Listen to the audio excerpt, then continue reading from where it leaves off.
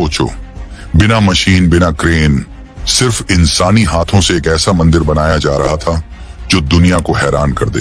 हर पत्थर भारी, हर दिन जान का खतरा।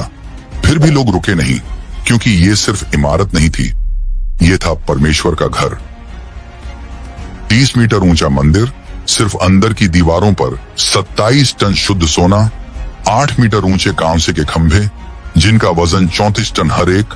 पूरी इमारत लेबनान से लाई गई देवदार की लकड़ी से ढकी हुई, फर्श चमकदार लकड़ी का और 4.5 मीटर ऊंचे विशाल करूब जो सोने से ढंके हुए थे। सुलेमान का मंदिर कोई साधारण धार्मिक इमारत नहीं थी, वह उस जमाने की सबसे महंगी, सबसे शानदार और सबसे आगे की तकनीक से बनी इमारत थी। इसे पूरा होने में पूरे 7 साल लगे। इसमें उस समय बनी किसी भी दूसरी इमारत से कहीं ज्यादा सोना लगा। और अब आता है वो सवाल जिसे आज भी कोई ठीक से समझ नहीं पाया। मंदिर की नींव में लगे पत्थर 400 टन तक भारी थे। उस समय ना कोई क्रेन थी, ना लोहे की पुली, ना सही चलने वाले पहिए। फिर भी इतने बड़े बड़े पत्थर 3000 साल पहले आखिर कैसे काटे गए, कैसे दूर दूर से लाए गए और इतनी सही जगह पर कैसे लगाए गए? आज के इंजीनियर ये सब देखकर हैरान रह जाते हैं। उनके पास भी इसका पूरा जवाब नहीं है, क्योंकि ये सिर्फ बड़ा काम नहीं था, ये तो लगभग नामुमकिन काम था। इस वीडियो में आप जानेंगे वे तरीके, वे सामान और वे छुपे राज जिनसे उस जमाने की सबसे चौंकाने वाली इमारत बनाई गई। और आखिर में आप ये भी समझेंगे कि आज तक कोई इंसान वो काम दोबारा क्यों नहीं कर पाया जो सुलेमान ने किया था। पहली दिक्कत समझने में आसान थी, लेकिन करना बहुत ज्यादा मुश्किल। मंदिर की नींव बनाने के लिए सुलेमान को साधारण पत्थर नहीं चाहिए थे, उन्हें चाहिए थे इस्राएल में कभी काटे गए सबसे बड़े पत्थर। बाइबल में पहला राजा अध्याय 5 वचन 17 में खास तौर पर लिखा है, बड़े पत्थर और कीमती पत्थर। जब जानकारों ने दूसरे मंदिर के चबूतरे की जांच की, जो बाद में यही उसी जगह पर बनाया गया था, तो उन्हें ऐसे पत्थर मिले जिनका वजन 400 टन से भी ज्यादा था। 400 टन का वजन मतलब पूरे 60 बड़े हाथियों जितना। अब जरा सोचो, एक पहाड़ से इतना बड़ा पत्थर काटना, ना डायनामाइट, ना बिजली की मशीन, ना कोई नई टेक्नोलॉजी, सिर्फ इंसानी हाथ और पुराना तरीका। सिर्फ इसी काम के लिए 80,000 आदमी लगाए गए थे, पत्थर काटने के लिए। ये लोग यरूशलेम के आसपास की पहाड़ियों में फैली खदानों में काम करते थे। सुबह सूरज निकलने से पहले उठते, पैदल खदानों तक जाते और शुरू कर देते पूरे काम का सबसे खतरनाक हिस्सा, क्योंकि पत्थर को आप यूं ही मारकर नहीं तोड़ सकते, खास तौर पर तब जब बिल्कुल सही कट चाहिए, जब हर पत्थर को मंदिर में बिल्कुल सही जगह पर फिट होना हो, और सबसे बड़ी बात, जब एक सख्त नियम हो जो सब कुछ बदल दे। लोहे के औजार की कोई आवाज काम की जगह पर सुनाई नहीं दे सकती थी। यह बात लिखी है बाइबल में, पहला राजा अध्याय 6 वचन 7 में। इसका मतलब यह था कि पत्थर खदान से ही पूरी तरह तैयार होकर निकलने थे। हर कट, हर किनारा, हर सतह, सब कुछ मंदिर से दूर खदान में ही तैयार किया जाता था। जो तरीका इस्तेमाल हुआ वो बहुत पुराना था, लेकिन सच में कमाल का था। सबसे पहले पत्थर काटने वाले लोग देखते थे कि चट्टान कहां से टूटेगी, फिर चूना पत्थर से भी सख्त पत्थरों से उस पर लाइन खींचते थे। उस लाइन पर छोटे छोटे गहरे छेद बनाते थे, फिर उन छेदों में सूखी लकड़ी की कीलें डालते थे और उन पर पानी डाल देते थे। लकड़ी पानी पी लेती थी और फूलने लगती थी। दबाव बढ़ता जाता था। कुछ घंटों में, कभी कभी कुछ दिनों में पत्थर ठीक उसी लाइन से टूट जाता था जिस तरह उन्होंने सोचा होता था। ना कोई धमाका, ना हथौड़ों की आवाज, ना लोहे के औजारों की खनक, सिर्फ एक भारी सी आवाज पत्थर टूटने की। लेकिन पत्थर तोड़ना सिर्फ शुरुआत थी। हर पत्थर को ठीक शेप देना होता था, चिकना करना पड़ता था, नाप तौल करना पड़ती थी। ये काम अलग तरह के लोगों का था, ऐसे लोग जिनके पास तजुर्बा था, जो आर्किटेक्ट के निशान और इशारे समझते थे, क्योंकि उस समय कागज पर बने पूरे नक्शे नहीं होते थे। काम की सारी बातें खुद पत्थरों पर लिखी रहती थीं। उन पर बने निशान बताते थे कि ये खास पत्थर मंदिर में कहां लगना है। अगर जरा सा भी गलत हो जाता तो वो पत्थर बेकार हो जाता। 400 टन का पत्थर कूड़ा बन जाता। खदानों का काम सिर्फ मुश्किल नहीं था, वो जान लेने वाला भी था।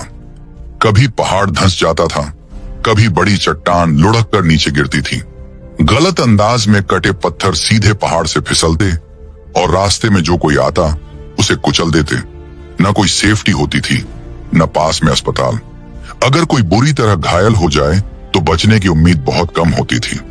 फिर भी 80,000 आदमी हर दिन उठते और उन्हीं पहाड़ों की तरफ काम करने चले जाते थे। क्यों? क्योंकि इजरायली मजदूर जो बारी बारी से काम करते थे, उन्हें पैसे मिलते थे और काम खत्म होते ही घर लौटने का मौका मिलता था। कनानी लोगों के लिए जो जबरदस्ती काम कर रहे थे, कोई भी चुनाव नहीं था।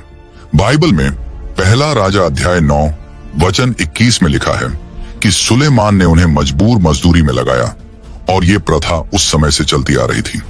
वे या तो पत्थर काटते थे या फिर सजा झेलते थे, लेकिन पत्थर काटना तो बस शुरुआत थी। असली मुश्किल तो उसके बाद आती थी, वो काम जिसमें सबसे ज्यादा लोग मरते थे। सोचिए, बिना किसी मशीन के 400 टन का पत्थर पहाड़ों के बीच कई किलोमीटर दूर कैसे ले जाया जाता होगा। और सोचिए, इतने सारे लोग इसको करते हुए मरते क्यों थे। जरा वो दृश्य सोचिए। एक मोटी रस्सी खिंचाव में टूट जाती है, पत्थर अचानक रुक जाता है, आगे खड़े लोग गिर पड़ते हैं, कुछ लोग पत्थर के नीचे फंस जाते हैं और बचने का कोई रास्ता नहीं रहता। ऐसे हादसे कभी कभार नहीं होते थे, ये तो उस खतरनाक काम की रोज की सच्चाई थे, क्योंकि दूसरी मुश्किल पहली से भी ज्यादा भारी थी। आप पत्थर काट चुके हैं, अब वो बिल्कुल तैयार है, सही शेप में। अब उसे यरूशलेम तक पहुंचाना है और उसका वजन है 400 टन। अब सोचिए, इतना बड़ा पत्थर आखिर हिलाएं कैसे। सिर्फ इसी काम के लिए 70,000 आदमी लगाए गए थे। वे न पत्थर काटते थे, न इमारत बनाते थे, वे बस पत्थर खींचते थे। और जो तरीका वे अपनाते थे, सुनने में तो आसान लगता है, लेकिन करने में बहुत डरावना था। मिट्टी की ढलानें बनाते थे, पहाड़ों पर ऊपर नीचे जाती बड़ी बड़ी ढलानें, जिन्हें दबाकर सख्त बनाया जाता था। पत्थर को मोटी लकड़ियों के लट्ठों पर रखते थे। ये लट्ठे घूमने वाले रोल की तरह काम करते थे। फिर पौधों से बनी मोटी रस्सियां, जो इंसानी बाजू जितनी मोटी होती थीं, उन्हें पत्थर के चारों ओर कसकर बांध दिया जाता था। और तब शुरू होता था पूरे काम का सबसे मुश्किल और सबसे खतरनाक हिस्सा, खींचना। सैकड़ों आदमी मोटी रस्सियां पकड़ते थे। एक सुपरवाइजर जोर से आवाज लगाता था ताकि सब लोग एक साथ खींचें। खींचो, रुको, पीछे छूटे लट्ठों को फिर से आगे लगाओ और फिर से खींचो। पत्थर बस थोड़ा सा आगे बढ़ता, कभी सिर्फ कुछ सेंटीमीटर तो कभी सिर्फ उंगलियों जितना। 400 टन का एक पत्थर सिर्फ 5 किलोमीटर चलने में कई हफ्ते लगा देता था। और इतने सारे दिनों तक मजदूर पत्थर के पास ही सोते थे, वहीं खाते थे, उसे छोड़ते नहीं थे जब तक वो ठीक अपनी मंजिल तक न पहुंच जाए। लेकिन अब आता है वो सच जो इस पूरी कहानी को और ज्यादा डरावना बना देता है। रस्सियां हमेशा मजबूत नहीं रहती थी। पौधों से बनी रस्सियां वजन संभाल लेती थी, लेकिन उनका भी एक लिमिट होता था। लगातार खींचते रहने से वे धीरे धीरे घिस जाती थी। उनके धागे एक एक करके टूट जाते थे और जब आखिर में रस्सी टूट जाती थी तो सिर्फ रस्सी नहीं टूटती थी, पूरा वजन अचानक बेकाबू हो जाता था। कुछ आदमी जोर से आगे की तरफ उछल जाते थे, कुछ वहीं दबकर फंस जाते थे। कभी कभी पत्थर पीछे की तरफ फिसल जाता था और जो भी सामने आता वो कुचल जाता था। न कोई बीमा था, न परिवार को कोई मदद। एक आदमी मर जाता और उसी की जगह दूसरा आदमी रस्सी पकड़ने आ जाता। और अगले दिन जो इजरायली मजदूर बारी बारी से काम करते थे, उनके लिए एक छोटी सी अच्छी बात होती थी, 1 महीना पत्थर खींचना, फिर 2 महीने घर पर रहना। वे लोग ये सब झेल लेते थे क्योंकि उन्हें पता था कि एक दिन ये काम खत्म हो जाएगा। लेकिन कनानी मजदूर जो जबरदस्ती काम करते थे, उनके पास ऐसी कोई उम्मीद नहीं थी। वे तब तक पत्थर खींचते रहे जब तक पूरा काम पूरा नहीं हो गया। 7 साल।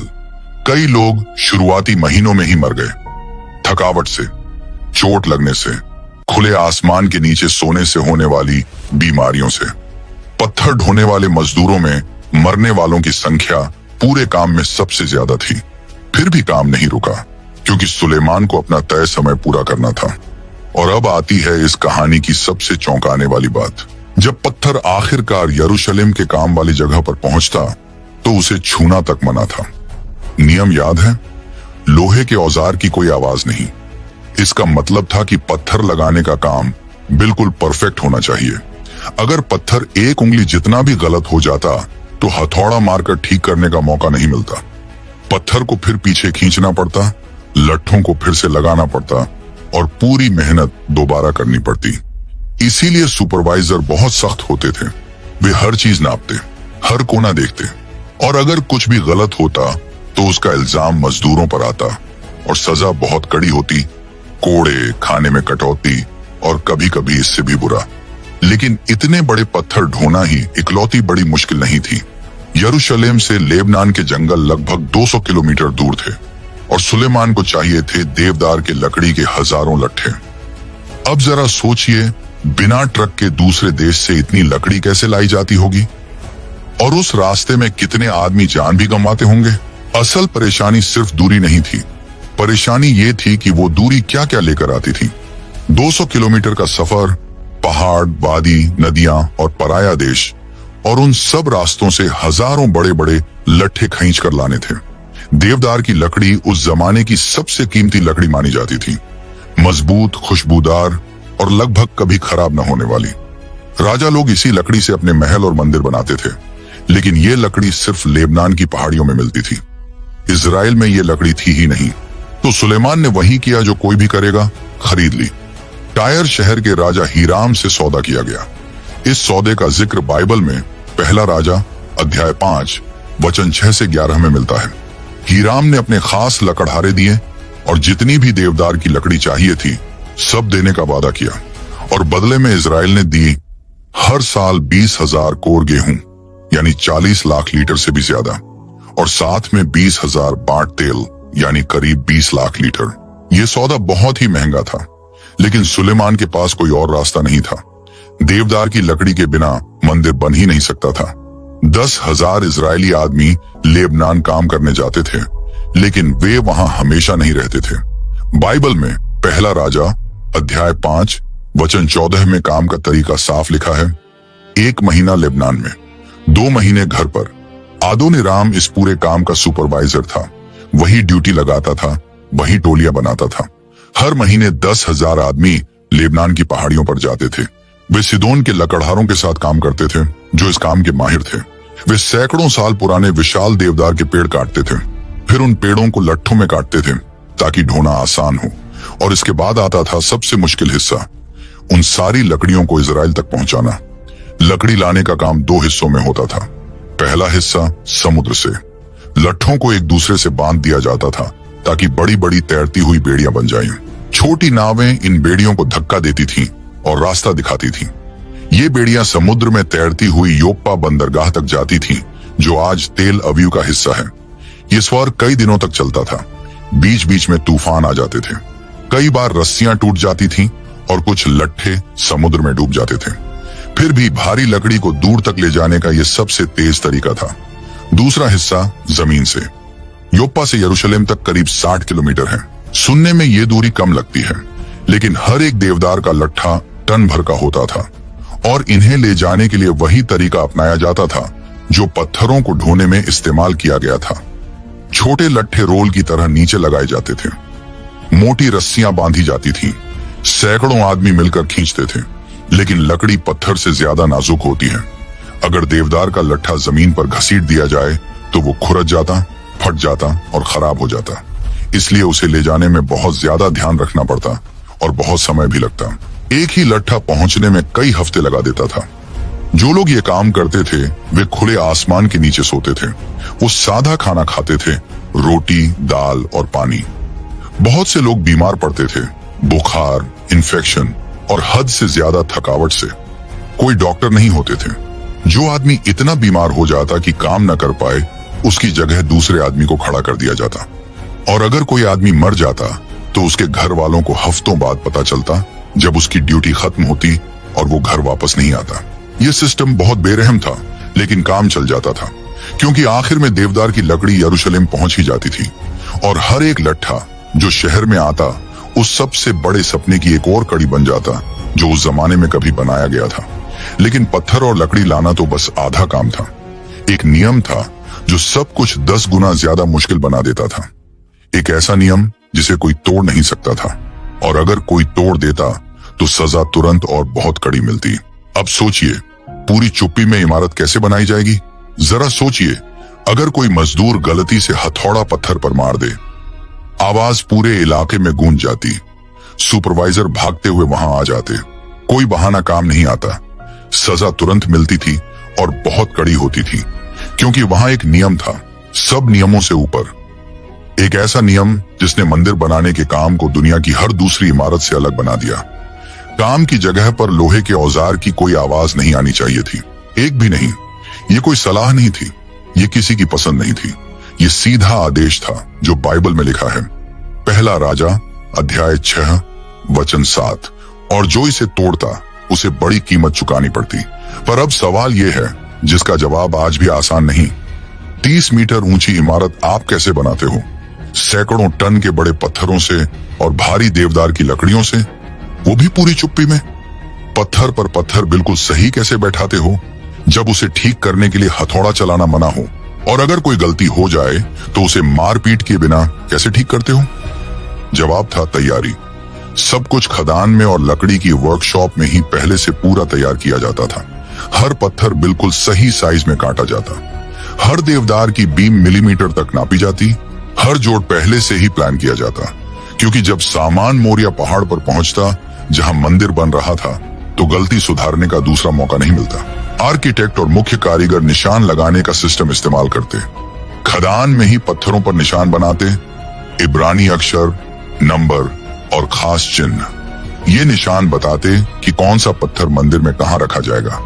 जब पत्थर यरूशलेम पहुंचते तो मजदूर निशान पढ़ लेते और उन्हें साफ पता होता कि पत्थर किस जगह रखना है। फिर दोबारा नापने की जरूरत नहीं पड़ती और छेनी से ठीक करने की भी जरूरत नहीं होती, बस पत्थर को जगह पर फिट कर देते थे। अगर पत्थर गलत बैठ जाता तो माना जाता कि गलती खदान में ही हुई थी और फिर किसी न किसी को सजा मिलती थी। काम वाली जगह पर माहौल बहुत टेंशन भरा रहता था। चारों तरफ पूरी शांति होती थी। सैकड़ों आदमी भारी भारी पत्थर हिलाते थे, बिना जोर से बोले, बिना लोहे के औजार लगाए। वे लकड़ी के लीवर, कीलें और रस्सियां इस्तेमाल करते थे। हर कदम धीरे और सोच समझकर उठाया जाता। अगर एक भी पत्थर गलत जगह चला जाए तो दीवार खोलनी पड़ती और सारा काम फिर से शुरू करना पड़ता। और ये सब करना होता था न हथौड़ा चलाकर, न आरी चलाकर, न ठोक पीट करके। काम में इतना तालमेल चाहिए होता था कि जरा सी बात गलत हो जाए तो टन के पत्थर मजदूरों पर गिर सकते थे।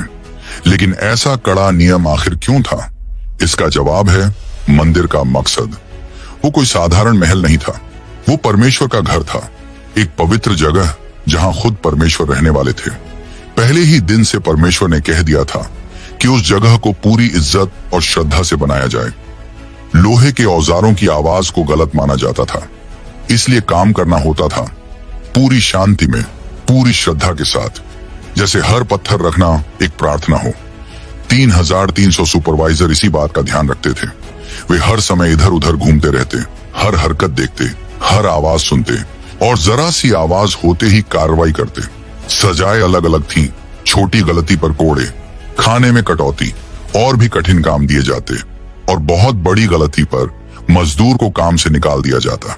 कनानी मजदूरों के लिए जो जबरदस्ती काम कर रहे थे, काम से निकाल दिया जाना मतलब जेल जाना या उससे भी बुरा कुछ। इजरायली मजदूरों के लिए जो बारी बारी से आते थे, काम से निकलना सबके सामने बेइज्जत होना था, इसलिए सब लोग आदेश मानते थे, चुपचाप काम करते थे और किसी तरह इतनी मुश्किलों के बावजूद मंदिर बनता चला गया।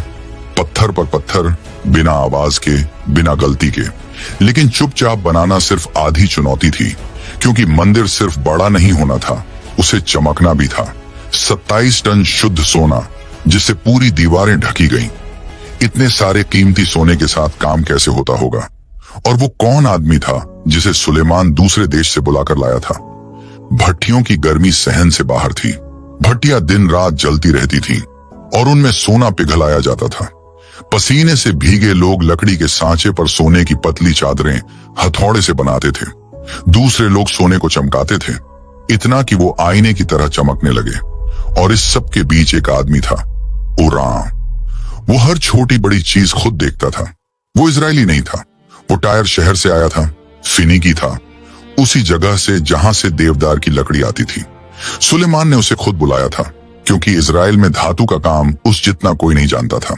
बाइबल में लिखा है, दूसरा राजा अध्याय 7 वचन 13 और 14।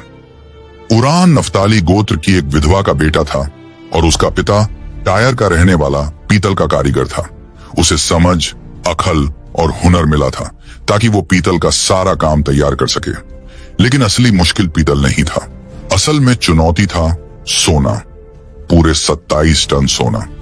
बाइबल में पहला राजा अध्याय 6 वचन 20 से 22 में लिखा है कि मंदिर के अंदर सोना कैसे लगाया गया था। संतों का सबसे पवित्र कमरा यानी होली ऑफ होलीज 9 मीटर लंबा, 9 मीटर चौड़ा और 9 मीटर ऊंचा था। वहां हर चीज पर शुद्ध सोना चढ़ाया गया था, दीवारें, छत और फर्श। ये सिर्फ रंग नहीं था, ये कोई पतली परत नहीं थी, ये असली सोने की प्लेटें थीं जो देवदार की लकड़ी पर ठोंकी गई थी। और इन प्लेटों को बनाना बहुत ही भारी काम था। शुद्ध सोना बहुत नरम होता है, आसानी से मुड़ जाता है। आप उसे कागज जितना पतला पीट सकते हो और वो टूटता भी नहीं। लेकिन ये काम हुनर मांगता है। खास कारीगर थोड़ा थोड़ा सोना आग पर गर्म करते ताकि वो नरम हो जाए, फिर उसे पत्थर की निहाई पर रखकर हथौड़े से पीटते, उलटते और फिर पीटते जब तक एक जैसी पतली प्लेटें तैयार न हो जाए। हर एक सोने की प्लेट बनने में घंटों लगते थे और मंदिर की हर जगह ढकने के लिए हजारों प्लेटें चाहिए होती थी। काम रुकता ही नहीं था। भट्टियां दिन रात जलती रहती थी। गर्मी बनाए रखने के लिए बहुत ज्यादा लकड़ी जलानी पड़ती थी। आदमी शिफ्ट में काम करते थे क्योंकि आग के पास कोई भी कुछ घंटे से ज्यादा खड़ा नहीं रह सकता था। पसीना लगातार टपकता रहता, हाथ जल जाते, चाहे मोटा कपड़ा लपेट कर ही औजार पकड़े हों। और ये सोना आता था कर से, सुलेमान की खानों से और दूसरे देशों के राजाओं के तोहफों से। बाइबल कहती है पहला राजा अध्याय 10 वचन 14 कि सुलेमान को हर साल 660 टैलेंट सोना मिलता था। ये करीब 22 टन से ज्यादा सोना होता था हर साल। उस सोने का ज्यादातर हिस्सा सीधे मंदिर में जाता था। लेकिन सोना सिर्फ दीवारों पर ही नहीं था। मंदिर में बहुत सी चीजें थीं। लकड़ी के बड़े बड़े करूब जिन पर सोना चढ़ा था, हर एक 4.5 मीटर ऊंचा, उनके पंख फैले हुए, संतों के सबसे पवित्र कमरे की दीवारों को छूते हुए। धूप जलाने की वेदी जो पूरी तरह सोने की बनी थी, मेजें, बर्तन और जंजीरें, हर चीज चमक रही थी। इन सब चीजों को बनाने के लिए अलग लेवल का हुनर चाहिए था। कारीगर पहले लकड़ी को आकार देते थे, फिर धातु के कारीगर उस पर सोना चढ़ाते थे। पतली पतली सोने की पत्तियां तराशी हुई आकृतियों पर हथौड़े से लगाई जाती थी, फिर उन्हें चमकाया जाता जब तक एक भी दाग न रह जाए। ये सब कला और इंजीनियरिंग दोनों एक साथ था और ऊरा पूरे काम को खुद सामने रहकर देखता था। वो सिर्फ मजदूर नहीं था, वो था मास्टर कारीगर, एक बड़ा एक्सपर्ट जिसे बाहर से बुलाया गया था क्योंकि इजराइल में उसके जैसा कोई नहीं था। उसी ने बनाई थी पीतल की 2 ऊंची स्तंभ जिनका नाम था याकीन और बोआज, हर एक 8 मीटर ऊंचा। उसी ने बनाया था पीतल का बड़ा पानी का हौद जो शुद्ध के लिए था और उसे 12 धातु के बैल उठाए हुए थे। ये सब काम उसी की देखरेख में हुआ। और जब सब कुछ पूरा हो गया, जब आखिरी सोने की प्लेट लगी, जब आखिरी चीज चमकाई गई, तब मंदिर सिर्फ एक इमारत नहीं रहा, वो बन गया एक अजूबा जो रोशनी को ऐसे चमकाता जैसे धरती पर कोई और जगह ना चमके। लेकिन सोना, लकड़ी और पत्थर ये सब बेकार थे अगर एक चीज ना होती, सही तालमेल। अब सोचो 1,50,000 लोग अलग अलग जगहों पर अलग अलग काम करते हुए इन सब को एक साथ कंट्रोल कैसे किया गया और ये कैसे तय हुआ कि काम पूरे 7 साल में बिना देरी के खत्म होगा। 7 साल 255 दिन, यही फाइनल समय था। कोई एक्स्ट्रा टाइम नहीं, कोई बहस नहीं। सुलेमान ने परमेश्वर से वादा किया था कि मंदिर उसके राज के 11वें साल में पूरा हो जाएगा। और अगर आपको लगता है कि 5 लोगों को संभालना मुश्किल है, तो सोचिए 1,50,000 लोगों को साथ में संभालना कैसा होगा। मजदूर खदानों में फैले थे, लेबनान के जंगलों में, सोने पीतल की वर्कशॉप में और यरूशलेम की मुख्य काम वाली जगह पर। हर टोली अलग काम कर रही थी और हर काम दूसरे काम पर टिका हुआ था। कहीं भी थोड़ी सी देरी होती तो सब कुछ रुक जाता। अब सवाल ये था, इतने बड़े सिस्टम को पूरी तरह बिगड़ने से कैसे बचाया जाए। जवाब था सुपरवाइजर, पूरे 3,300 सुपरवाइजर। बाइबल में पहला राजा अध्याय 5 वचन 16 में इनकी पूरी गिनती लिखी है। ये लोग पत्थर नहीं ढोते थे, देवदार नहीं काटते थे, सोना नहीं पीटते थे। इनका काम था हर आदमी को सही जगह लगाना, सही काम कराना और सही समय पर सब कुछ करवाना। और इन सब के ऊपर 550 बड़े अफसर होते थे। बाइबल में दूसरा राजा अध्याय 9 वचन 23 लिखा है कि यही लोग पूरे प्रोजेक्ट को चलाते थे। ये सीधे सुलेमान को रिपोर्ट देते थे और उन पर बहुत ज्यादा दबाव रहता था। पूरा सिस्टम एक फौजी मशीन जैसे चलता था।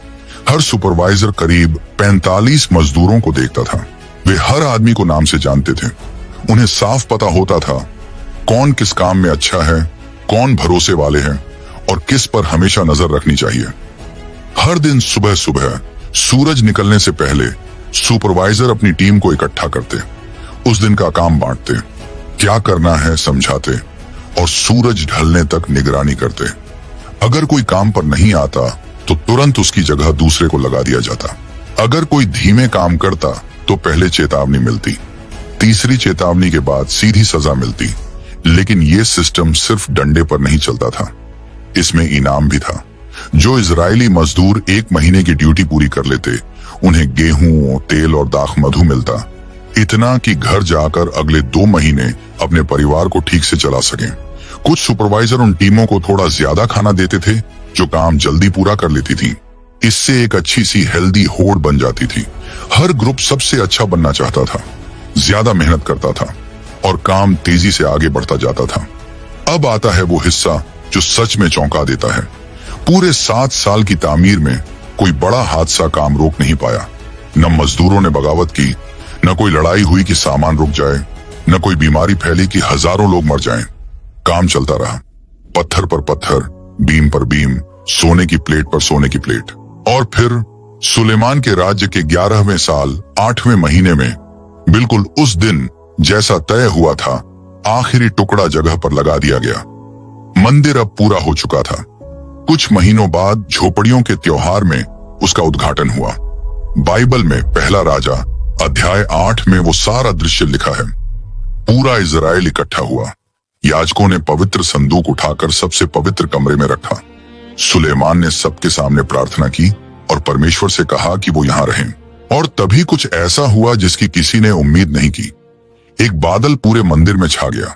वो कोई साधारण धुंध नहीं थी, वो परमेश्वर की महिमा थी। इतनी घनी, इतनी तेज कि याजक खड़े भी नहीं रह पाए। बाइबल कहती है पहला राजा अध्याय 8 वचन 10 और 11 कि वे सेवा करने के लिए खड़े नहीं रह सके, क्योंकि प्रभु की महिमा पूरे मंदिर को भर चुकी थी।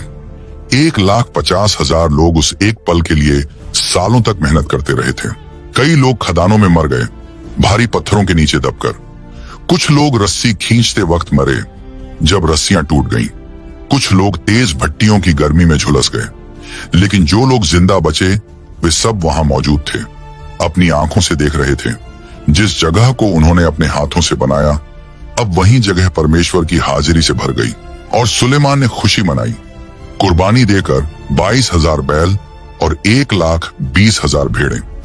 बाइबल में लिखा है पहला राजा अध्याय 8 वचन 63। ये गिनती दिखाती है कि जो काम पूरा हुआ वो कितना अद्भुत और बड़ा था। प्राचीन समय की सबसे मुश्किल और सबसे अनोखी रचना आखिरकार पूरा हो गई।